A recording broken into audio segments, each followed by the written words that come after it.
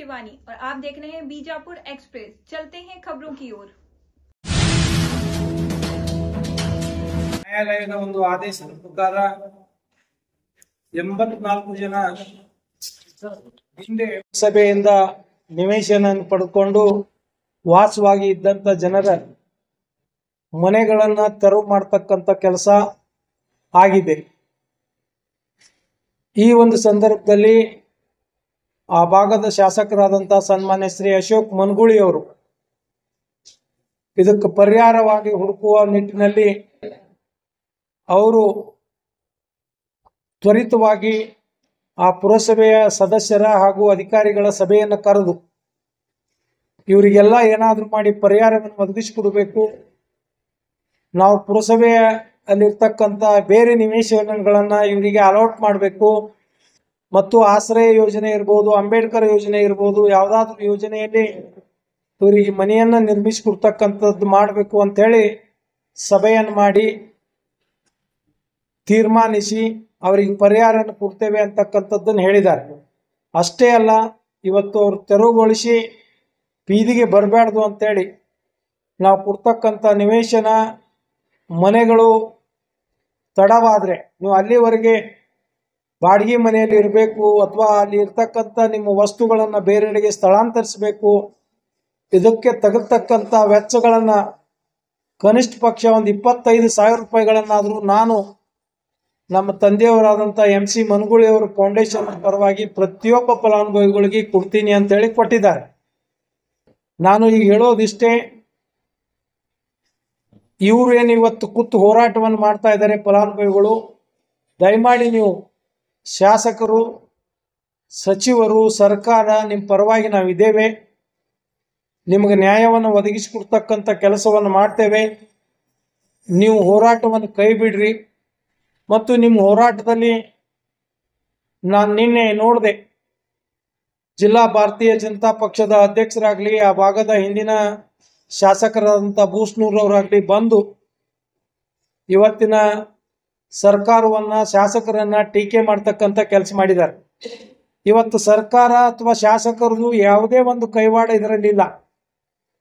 ಇವತ್ತು ಅವು ನಿವೇಶನಗಳನ್ನ ಪುರಸಭೆ ಹಂಚಿತು. ಒಬ್ಬ ವ್ಯಕ್ತಿ ಇದು ಜಮೀನು ನಂದಿದೆ ಪುರಸಭೆದಲ್ಲ ಅಂತೇಳಿ ಕೋರ್ಟಿಗೆ ಹೋದ. ಸುಮಾರು 25 ವರ್ಷಗಳ ನಂತರ ಆದೇಶ ಬಂದು ಇವತ್ತು ಪುರಸಭೆಗೆ ಅದನ್ನು ತೆರವು ಮಾಡಿಕೊಡ್ರಿ ಅಂತೇಳಿ ನ್ಯಾಯಾಲಯ ಆದೇಶ ಮಾಡಿದೆ. ಆದೇಶ ಪ್ರಕಾರ ಅದಾಗಿದೆ. ಅದಕ್ಕೆ ನಾನು ವಿರೋಧ ಪಕ್ಷದ ಮುಖಂಡರಲ್ಲಿ, ನಾಯಕರಲ್ಲಿ ವಿನಂತಿಯನ್ನು ಮಾಡ್ಕೊಳ್ತೀನಿ, ನಾವು ನೀವೆಲ್ಲರೂ ಕೂಡಿ ಆ ಅನ್ಯಾಯ ಆದಂಥ ಫಲಾನುಭವಿಗಳ ಜೊತೆಗೆ ನಿಂತ್ಕೊಂಡು ಅವರಿಗೆ ನ್ಯಾಯವನ್ನು ಕೊಡಿಸ್ತಕ್ಕಂಥ ಕೆಲಸವನ್ನು ಮಾಡೋಣ. ಇದರಲ್ಲಿ ಯಾವುದೇ ರಾಜಕೀಯ ಬೆರೆಸ್ತಕ್ಕಂಥ ಕೆಲಸ ಮಾಡಬೇಡ್ರಿ. ಈ ಯಾವುದೇ ಕೆಲಸ ಇದ್ರೂ ಮೀರಿ ಶಾಸಕರಾದಂಥ ಅಶೋಕ್ ಮನಗೂಳಿ ಅವರು ನಾನು ಮುಂದೆ ನಿಂತು ಅವ್ರನ್ನೆಲ್ಲ ಮಾಡಿಕೊಡ್ತೀನಿ ಅಂತಕ್ಕಂಥ ಮಾತನ್ನ ಯಾರು ಫಲಾನುಭವಿಗಳಿದ್ದಾರೆ ಇವರಿಗೆ ಹೇಳಿದ್ದಾರೆ. ಪತ್ರಿಕಾ ಗೋಷ್ಠಿಯನ್ನು ಉದ್ದೇಶಿಸಿ ಮಾತನಾಡಿದ್ದಾರೆ. ಅಧಿಕಾರಿಗಳು ಮತ್ತು ಪುರಸಭೆಯ ಸದಸ್ಯರಿಗೂ ಈ ನಿಟ್ಟಿನಲ್ಲಿ ಹೇಳಿದ್ದಾರೆ.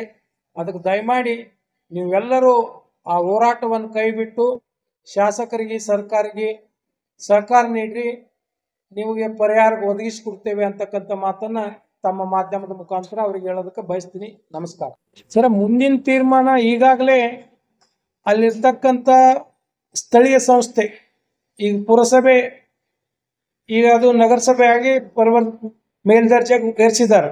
ಅಲ್ಲಿರ್ತಕ್ಕಂಥ ಆಡಳಿತದವರು ತ್ವರಿತ ಸಭೆ ಮಾಡಿದ್ದಾರೆ. ಅಧಿಕಾರಿಗಳು ಕೂಡ್ಕೊಂಡು ಇಲ್ಲಿ ಪುರಸಭೆ ಎಲ್ಲಿ ಜಾಗ ಇದೆ, ಎಲ್ಲಿ ನಿವೇಶನ ಖುಲ್ಲಾ ಇದ್ದವು, ಫಸ್ಟ್ ಪ್ರಯಾರಿಟಿ ಒಳಗೆ 84 ಜನರಿಗೆ ಕೊಡೋಣ ಮತ್ತು ಸರ್ಕಾರದ ಯಾವುದಾದ್ರೂ ಆಶ್ರಯ, ಅಂಬೇಡ್ಕರ್ ಯಾವುದೋ ಯೋಜನೆ ಒಳಗೆ ಇವರಿಗೆಲ್ಲ ಮನೆ ಹಾಕಿಕೊಡೋಣ ಅಂತಕ್ಕಂಥ ತೀರ್ಮಾನ ತಗೊಂಡು ಕಿಶಿಂದ್ರೆ ಈಗ ಅವರೆಲ್ಲ ಕೆಲಸ ಮಾಡಕತ್ತಿದ್ದಾರೆ. ಮತ್ತು ಶಾಸಕರು ಸಹ ಅವ್ರ ತಂದೆಯವರ ಹೆಸರಿನಲ್ಲಿರ್ತಕ್ಕಂಥ ಫೌಂಡೇಶನ್ದಿಂದ ಇವತ್ತೊಮ್ಮಿಂದೊಮ್ಮನೆ ಅವ್ರನ್ನ ತೆರವುಗೊಳಿಸಿದ್ರೆ ಅವ್ರು ಹೋಗಿ ಎಲ್ಲಿರಬೇಕು, ಮಿನಿಮಮ್ ಅವರಿಗೆ ಏನಾದರೂ ಆರ್ಥಿಕ ನೆರವು ಕೊಡೋಣ ಅಂತಕ್ಕಂಥ ಉದ್ದೇಶದಿಂದ ಪ್ರತಿಯೊಂದು ಕುಟುಂಬಗಳಿಗೂ 25,000 ರೂಪಾಯಿ ವೈಯಕ್ತಿಕವಾಗಿ ಅವರು ಸಹಾಯಧನ ಕೊಟ್ಟಿದ್ದಾರೆ. ಇದು ಅರ್ಥ ಮಾಡಿಕೊಂಡು ಅಲ್ಲಿರ್ತಕ್ಕಂಥ ಫಲಾನುಭವಿಗಳು ನೀವು ಏನಾದರೂ ಮತ್ತೆ ಶಾಸಕರಿಗೆ, ಜಿಲ್ಲಾ ಸಚಿವರಿಗೆ ಈ ವಿಷಯವನ್ನು ಹೇಳಿ ಇದಕ್ಕೆ ಪರಿಹಾರ ಕಂಡುಕೊಳ್ತಕ್ಕಂಥ ಕೆಲಸವನ್ನು ಮಾಡಿರಿ. ದಯಮಾಡಿ ನೀವು ಕುಂತ್ಕೊಂಡು ಕಿಶಿಂದ್ರೆ ಸರ್ಕಾರಕ್ಕೆ ಬೇಯುವುದಾಗಲಿ ವೈಯಕ್ತಿಕ ವ್ಯಕ್ತಿಗಳಿಗೆ ಆಗಲಿ ಪಕ್ಷಕ್ಕಾಗಿ ಟೀಕಾ ಮಾಡೋದ್ರಿಂದ ನಿಮಗೆ ಯಾವುದೇ ವೈಯಕ್ತಿಕ ಲಾಭ ಆಗೋದಿಲ್ಲ. ಮತ್ತು ಇಲ್ಲಿ ಯಾರೇ ಹೋದ್ರ ಮೇಲೆ ಅವ್ರಿಗೆ ಏನು ಬೇಕು ಅದನ್ನು ಹೇಳಬೇಕೇ ವಿನ ಇವತ್ತು ರಾಜಕೀಯ ಅದನ್ನು ಬಳಸ್ಕೊಂಡು ಕಿಶಿಂದ್ರೆ ಅವ್ರು ಈ ರೀತಿ ಮಾಡಿದ್ದಾರೆ, ಅವ್ರ ವೈಯಕ್ತಿಕ ಲಾಭಕ್ಕಾಗಿ ಅದನ್ನು ಪಡ್ಕೊಂಡಿದ್ದಾರೆ ಅಂತಕ್ಕಂಥ ಮಾತುಗಳನ್ನು ಹೇಳೋದ್ರ ಮುಖಾಂತರ ಅವರು ತಪ್ಪು ದಾರಿಗೆ ಎಳಿತಕ್ಕಂಥ ಕೆಲಸವನ್ನು ಮಾಡ್ತಾ ಇದ್ದಾರೆ. ಅವ್ರಿಗೆ ನಾವು ಕಿವಿ ಮಾತು ಹೇಳ್ತೇವೆ, ನಾವು ಜೊತೆಯಲ್ಲಿ ಕೂಡ್ಕೊಂಡೇ ಆ ಫಲಾನುಭವಿಗಳಿಗೆ ಒಳ್ಳೇದಾಗೋ ಕೆಲಸ ಮಾಡೋಣ ಅಂತಕ್ಕಂಥ ಮಾತನ್ನು ನಾನು ನಮ್ಮ ವಿರೋಧ ಪಕ್ಷಗಳ ಮುಖಂಡರಿಗೆ ಹೇಳ್ತೀನಿ.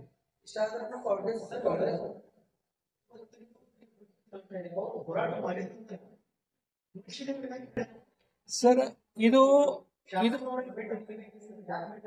ಆಗಿದ್ದಾರೆ ಸರ್. ಈಗ ಸರ್ ಸಮಾಜ ಇಲ್ಲಿ ಬರೋದಿಲ್ಲ. ಅಲ್ಲಲ್ಲ, ಮೈನಾರಿಟಿ ಅವ್ರು ಅದಾರಂತಂದ್ರೆ ಅದು ಫಲಾನುಭವಿ ನಂದ ಈ ಜಾಗ ತೋದವರು ಮೈನಾರಿಟಿ ಅವ್ರಿ ಅದಾರ. ಇವತ್ತ ಆ ಮನಿ ಈ ಒಳಗೆ ಇದ್ದಂಥ ವಾಸಿಸುವಂಥ ನಾಗರಿಕರು ಮೈನಾರಿಟಿ ಜನ ಅದಾರಂತಂದ್ರೆ ಆ 2 ಎಕರೆ 13 ಗುಂಟೆ ಜಾಗ ನಂದು ಅಂತೇಳಿ ಕೋರ್ಟಿಗೆ ಹೋಗಿ ಅದನ್ನು ಕೋರ್ಟ್ ಮುಖಾಂತರ ಅದನ್ನು ಸಕ್ಸಸ್ ಆಗಿ ಬಂದವರು ಮೈನಾರಿಟಿ ಅವ್ರು ಅದಾರ. ಇಲ್ಲಿ ನಾವು ಯಾವುದೇ ಧರ್ಮ ಜಾತಿಗಳನ್ನು ತರೋದು ಬೇಡ. ಅವರು ಮಾನವೀಯತೆ ದೃಷ್ಟಿಯಿಂದ ಅಂದು ಏನು ಸರ್ಕಾರ ಅದು ಬಿ ಖರಾಬು ಎ ಖರಾಬು ಅನ್ನೋದನ್ನು ಸರಿಯಾಗಿ ಅರ್ಥ ಮಾಡ್ಕೊಳ್ಳಾರ್ದೆ ಅವ್ರಿಗೆ ಹಕ್ಕು ಪತ್ರಗಳನ್ನು ಕೊಟ್ಟು ತಪ್ಪು ಮಾಡಿ ಅದನ್ನೇ ಸರಿಯಾಗಿ ಕಾಗದ ಪತ್ರಗಳನ್ನು ಕೋರ್ಟಿಗೆ ಸಬ್ಮಿಟ್ ಮಾಡಿ ಅದನ್ನು ವಾದವನ್ನು ಗೆಲ್ಲಬೇಕಾಗಿತ್ತು. ಈಗ ಸೋತಾರಂತಂದ್ರೆ ಅದು ಅಧಿಕಾರಿಗಳು ಇರಲಿ, ಅಲ್ಲಿ ನ್ಯಾಯಾಲಯದಲ್ಲಿ ಹೋರಾಟ ಮಾಡಿದವರು ಸೋತಿದ್ದಾರೆ. ಅವ್ರು ಯಾವರೇ ಸೋತರು ಈಗ ಅಲ್ಲಿ ಆಗ್ತಕ್ಕಂಥ ಬಡವರಿಗೆ ಏನಾಗಬೇಕಾಗ್ಯದ ಅಂದ್ರೆ ಅದಕ್ಕೆ ತಕ್ಕಂಥ ಪರಿಹಾರ ಸಿಗಬೇಕಾಗ್ಯದ, ಅವ್ರಿಗೆ ಪುನರ್ವಸತಿ ಬೇಕಾಗ್ಯದ. ಹಾಂ ಅಲ್ಲಲ್ಲ ಸರ, ಕೋರ್ಟ್ ಹಾಂ ಸರ್, ಶಾಸಕರು ಅವ್ರ ಸಭೆ ಕರೆದು ಕೋರ್ಟ್ ಆರ್ಡರ್ ಆಗ್ಯದ ಮತ್ತು ಯಾವನಿಗೆ ಕೋರ್ಟ್ ನಿನ್ನ ಪರವಾಗಿ ಆರ್ಡರ್ ಆಗಿತ್ತು ಅವನಿಗೆ ಕರೆದು 1 ಅಲ್ಲ 3 ಸಭೆಗಳನ್ನು ಮಾಡಿದ್ದೀನಿ ಅಂತೇಳಿ ಅವರು ಮೀಡಿಯಾದವ್ರ ಮುಂದೆ ಹೇಳಿದರೆ ನನ್ನ ಮುಂದೆ ವೈಯಕ್ತಿಕ ಮಾತಾಡಿದ್ದಾರೆ. ನಾ ಏನು ಮಾಡಿದಿರಿ ನೀವು ಅಂತೇಳಿ 2-3 ಮೀಟಿಂಗ್ ಕರೆದೀನಿ ರೀ ಅಧ್ಯಕ್ಷರ. ಯಾರ ಹೆಸರಲ್ಲಿ ಜಾಗ ಆಗಿತ್ತು ಅವನಿಗೆ ಕರೆದೀನಿ, ಆ ಫಲಾನುಭವಿಗಳಿಗೂ ಕರೆದೀನಿ. ಒಂದು ಹಂತಕ್ಕೆ ಬಂದ ಬಳಕ BJP ಅವರು ಅದಕ್ಕೆ ಸ್ವಲ್ಪ ಪುಷ್ಟಿ ಕೊಟ್ಟು ಕಿಸಿದ್ರೆ ಅದನ್ನು ಹೋರಾಟ ಮಾಡ್ಲಿಕ್ಕೆ ಹಚ್ಚಾರ. ಅದು ಹಿಂಗಾಗ್ಯದ ಅಂತಕ್ಕಂಥ ಮಾತನ್ನು ನನಗೆ ಇವತ್ತು ಶಾಸಕರು ಫೋನ್ಯಾಗ ಮಾತಾಡಿದಾಗ ಈ ಮಾತನ್ನು ಹೇಳಿದ್ದಾರೆ. ನಾನು ಸಂಪೂರ್ಣ ಅವ್ರ ಕಡೆಯಿಂದ ಮಾಹಿತಿ ತೊಗೊಂಡೆ ಪ್ರೆಸ್ ಮೀಟಿಂಗ್ ಬಂದಿದ್ದೀನಿ. ಅದಕ್ಕೆ ಈಗ ಹೇಳ್ತಾ ಇದ್ದೇವಲ್ಲ ಸರ, ಈ ಸಿಂದಗಿ ಪುರಸಭೆ ಒಳಗೆ ಎಲ್ಲೇ ಜಾಗಿದ್ರು ಫಸ್ಟ್ ಪ್ರಯಾರಿಟಿ ಒಳಗೆ 84 ಜನರಿಗೆ ನಿವೇಶನಗಳನ್ನು ಕೊಡುವುದು. ನಿವೇಶನ ಹಕ್ಕುಪತ್ರ ಕೊಟ್ಟ ನಂತರ ಸರ್ಕಾರದ ಯಾವುದೇ ಒಂದು ಯೋಜನೆ ಒಳಗೆ ಅವ್ರಿಗೆ ಮನಿಗಳನ್ನು ಹಾಕಿ ಕೊಡುದು ಅಂತೇಳಿ ತೀರ್ಮಾನ ತೊಗೊಂಡಿದ್ದಾರೆ.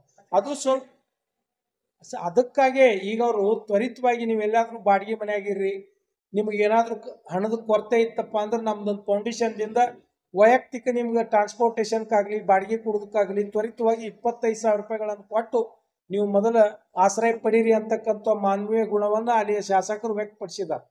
ಅದನ್ನು ಕಾರ್ಯರೂಪಕ್ಕೆ ತಂದಿದ್ದಾರೆ. ದಯಮಾಡಿ ನೀವು ವಿರೋಧ ಪಕ್ಷ ಎಲ್ಲರೂ ಕೂಡಿ ಅಲ್ಲಿ ಆದಂಥ ಅನ್ಯಾಯವನ್ನು ಸರಿಪಡಿಸಿ ಅವ್ರಿಗೆ ಮತ್ತೆ ಪುನರ್ವಸತಿ ಮಾಡುವ ನಿಟ್ಟಿನೊಳಗೆ ಕೆಲಸ ಮಾಡೋಣ ಅಂತೇಳಿ ನನ್ನ ಮಾತು ಮುಗಿಸ್ತೀನಿ.